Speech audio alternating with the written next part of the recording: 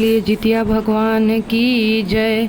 आज हम जितिया की व्रत कथा पूजा विधि विस्तार से जानेंगे। जितिया व्रत हर साल अश्विन मास के कृष्ण पक्ष की 7वीं से 9वीं तक किया जाता है। 7वीं को नहाई खाई होता है, अष्टमी को निर्जला व्रत करते हैं और 9वीं को इसका पारण होता है। जितिया पर्व संतान की सुख समृद्धि और उसकी लंबी उम्र के लिए रखा जाने वाला व्रत है। इस बार 2023 में जितिया व्रत 5 अक्टूबर को नहाई खाई है, 6 अक्टूबर को निर्जला व्रत है और 7 अक्टूबर को पारण है और पारण 10:21 पर बन रहा है। आइए अब हम लोग जितिया पर्व की संपूर्ण कथा श्रवण करते हैं। की कथा के अनुसार एक बार एक चील और एक मादा लोमड़ी नर्मदा नदी के पास हिमालय के जंगल में रहते थे। दोनों ने कुछ महिलाओं को पूजा करते और उपवास करते देखा और खुद भी इसे करने की कामना की। उपवास के दौरान लोमड़ी को बहुत भूख लग गई और वह जाकर चुपके से मरे हुए जानवर को खा लिया।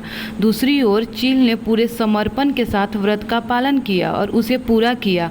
अगले जन्म में दोनों ने मनुष्य के रूप में जन्म लिया। चील के कई पुत्र हुए और वह सभी जीवित रहे, लेकिन सियार के पुत्र होकर मर जाते थे। इससे बदले की भावना से उसने चील के बच्चों को कई बार मारने का प्रयास किया, लेकिन वह सफल नहीं हो पाई। बाद में चील ने सियार को अपने पूर्व जन्म की जितिया व्रत के बारे में बताया। इस व्रत से सियार ने भी संतान सुख प्राप्त किया। इस तरह यह व्रत संतान सुख की प्राप्ति के लिए जगत में प्रसिद्ध हुआ। जितिया व्रत की दूसरी कथा के अनुसार जिमूतवाहन गंधर्व के बुद्धिमान राजा थे। जिमूतवाहन शासक बनने से संतुष्ट नहीं थे। उसके परिणाम स्वरूप उन्होंने अपने भाइयों को अपने राज्य की सभी जिम्मेदारियां दी और अपने पिता की सेवा के लिए जंगल में चले गए। एक दिन जंगल में भटकते हुए उन्हें एक बुढ़िया विलाप करती हुई मिलती है। उन्होंने बुढ़िया से रोने का कारण पूछा। इस पर उसने उसे बताया कि वह सांप के परिवार की है, यानी नागवंशी परिवार की है और उसका एक ही बेटा है। एक शपथ के रूप में हर दिन एक सांप पक्षीराज गरुड़ को चढ़ाया जाता है। उस दिन उसके बेटे का नंबर था। उसकी समस्या सुनने के बाद जिमूतवाहन ने उन्हें आश्वासन दिया कि वह उनके बेटे को जीवित वापस लेकर आएंगे। तब वह खुद गरुड़ का चारा बनने का विचार कर चट्टान पर लेट जाते हैं। तब गरुड़ आता है और अपनी उंगलियों से लाल कपड़े से ढके हुए जिमूतवाहन को पकड़कर चट्टान पर चढ़ जाता है। उसे हैरानी होती है कि जिसे उसने पकड़ा है वह कोई प्रतिक्रिया क्यों नहीं दे रहा है।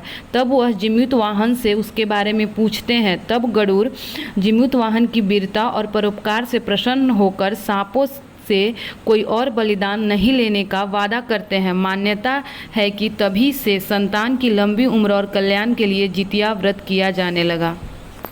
जितिया व्रत की तीसरी कथा यह है कि महाभारत युद्ध में पिता की मृत्यु के बाद अश्वत्थामा बहुत क्रोधित हो गए थे।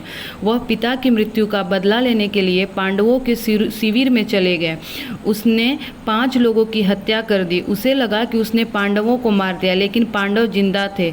जब पांडव उसके सामने आए तो उसे पता लगा कि वह द्रौपदी के 5 पुत्रों को मार आया है। यह सब देखकर अर्जुन ने क्रोध में अश्वत्थामा को बंदी बनाकर दिव्य मणि छीन ली। अश्वत्थामा ने इस बात का बदला लेने के लिए अभिमन्यु की पत्नी उत्तरा के गर्भ में पल रही संतान को मारने की योजना बनाई। उसने गर्भ में पल रहे बच्चे को मारने के लिए ब्रह्मास्त्र चलाया, जिससे उत्तरा का गर्भ नष्ट हो गया। लेकिन उस बच्चे का जन्म लेना बहुत जरूरी था, इसलिए भगवान कृष्ण ने उत्तरा के मृत बालक को फिर से जीवित कर दिया। गर्भ में मरकर जीवित होने की वजह से वो राजा परीक्षित कहलाए। तब से संतान की लंबी आयु के लिए जितिया व्रत किया जाने लगा। दोस्तों, आप अगर हमारे चैनल पर पहली बार आए हैं तो हमारे चैनल को सब्सक्राइब करें, शेयर करें और बेल आइकन दबाएं, ताकि जब हम अपनी इस तरह की कथाएं जैसे ही हम अपने चैनल पर डालें आपको सबसे पहले इसका नोटिफिकेशन मिले। आप हमारे वीडियो को देख सकें और ज़्यादा से ज़्यादा शेयर करें।